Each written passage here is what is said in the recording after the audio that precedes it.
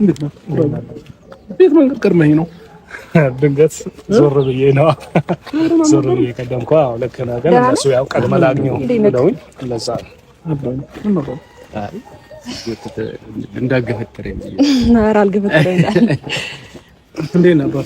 ደህና ነኝ። ሰላም ናችሁ? እንዴት ናችሁ? ደህና ናችሁ?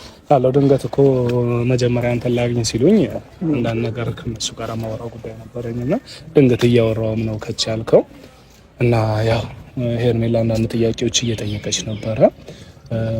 ትላንትና አንዳንድ በተፈጠረው ነገር እኔ ከእንደዚህ አይነት ቀደሙ ነፃ ነኝ፣ እኔ አብርሃም እንደዚህ አይነት እንደዚህ ውስጥ ስለመግባቱ ጤናው ስለመታወቁ ምን ስለማለቱ የኔ እጅ ምንም ነገር የለም ብላ እኔን ለማስረዳት እየሞከረች ነበር እና ያለው ነገር ያው ወንድሜ እኛ እንደምናውቀው በመጀመሪያ ደረጃ ሁሉም የተፈጠረውን ነገር ሙሉ በሙሉ ቪዲዮዎች ብዙ የተለቀቁ ቪዲዮዎች አሉ እና እሱን አንደኛ እሱን ተመልሰ ማየት ገብቷል አይደለም? ሁሉንም ተከታትለ አይቻቸዋለሁ።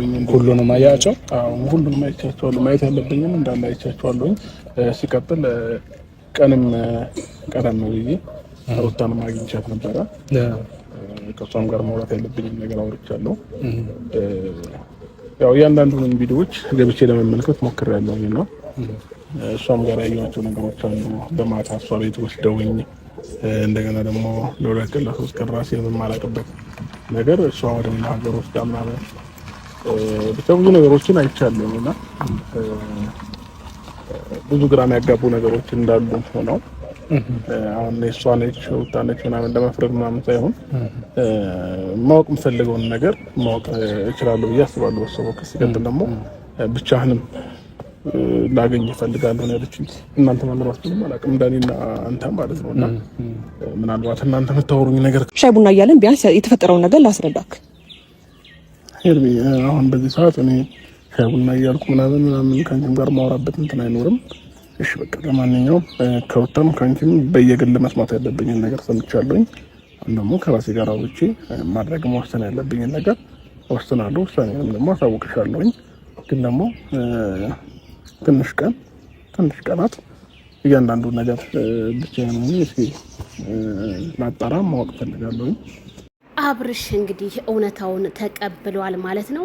ግን አሁንም ሄርሜላን እንግዲህ የኔ ቆንጆ የኔ ከረሚላ ዴቭም ሆነ ዳንኤልም ላደረጋችሁት ነገር ሁሉ ዛሬ በጣም እናመሰግናለን። ግን አብርሃም እስካሁኗ ሰዓት ድረስ ከሄርሜላ በቃ ርቆ ነገሮቹን በቃ ወደ ራሴ እስከምረጋጋ ድረስ እያለ ነው። ባሉት ነገራቶች በሙሉ አብርሃም ታደሰ እያመነ አይደለም። እንዴት አላመነም የሚለው ነገር እኔ ጥያቄ እየፈጠረብኝ ነው። ቢያንስ እንኳን ቪዲዮዎቹን አይተ እንኳን መረዳት ትችላለህ። ከሷም በቃሽ ምንድነው ያረኩ መልሴን እያለችው እሱ መልሱን በፍጹም እንትን አላለም። ጥርጣሬ ገብቶበታል። ወይ ከሄርሜላ ለመራቅ ነው ወይስ እንዴት ነው? ምንም ሊገባኝ አልቻለም።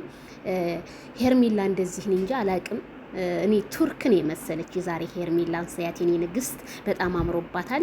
ምክንያቱም ሀቋ ዛሬም የጠበቅነው ሀቅ ሊወጣ አልቻለም። አብርሃም ብዙም ተቀባይነት በቃ ማለት አልተቀበለውም።